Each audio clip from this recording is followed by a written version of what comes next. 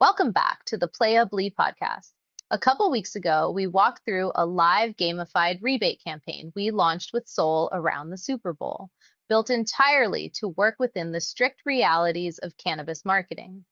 Now the campaign has officially closed, the data is in, and today we're breaking down what actually happened. Not just headline numbers, but what this tells us about how gamified promotions perform in restricted industries. Let's start with the biggest takeaway. This campaign didn't just do okay, it converted 3.2 times higher than Soul's baseline subscription rate. Campaign attributed customers converted to subscriptions at 50.6% compared to Soul's normal 15 to 16% baseline.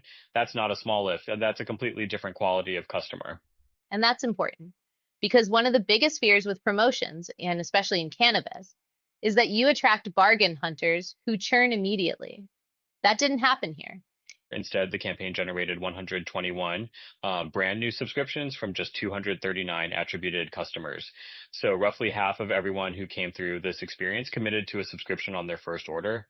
Now, here's where it gets even more interesting. The campaign didn't just convert better, it attracted higher value customers.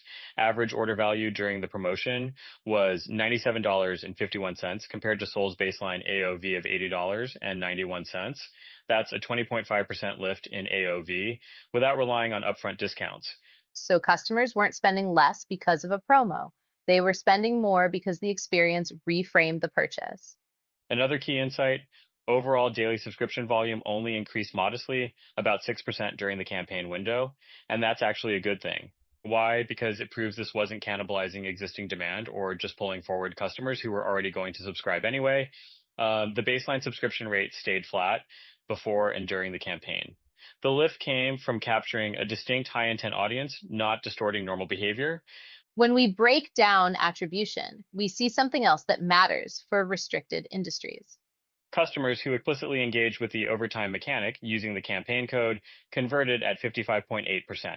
Even email recipients who didn't use the code still converted at 37.3%, more than double the baseline. So the gamified moment didn't just drive clicks, it elevated intent across owned channels, which is exactly where cannabis brands are forced to win. From a revenue perspective, the campaign generated over $23,000 in directly attributed revenue, and more importantly, 121 new subscription customers. Based on Soul's historical retention patterns, that represents $70,000 plus in projected lifetime value from a single compliant promotion. So what's the real lesson here? Gamified rebates don't work because they're flashy. They work because they preserve full price purchases, create urgency without desperation, attract high intent buyers instead of deal hunters, and stay compliant in industries where traditional ads keep getting shut down.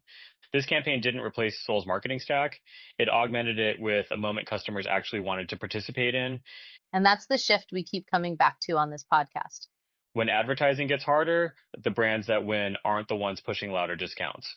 They're the ones building experiences that customers choose to engage with. If you want to learn more about how the campaign was structured, check out episode 51, which was the last episode, and we go through all the details. And if you're a brand operating in a restricted category, cannabis, supplements, alcohol, finance, this framework isn't hypothetical anymore. It's proven. We'll catch you next time on the PlayAbly podcast.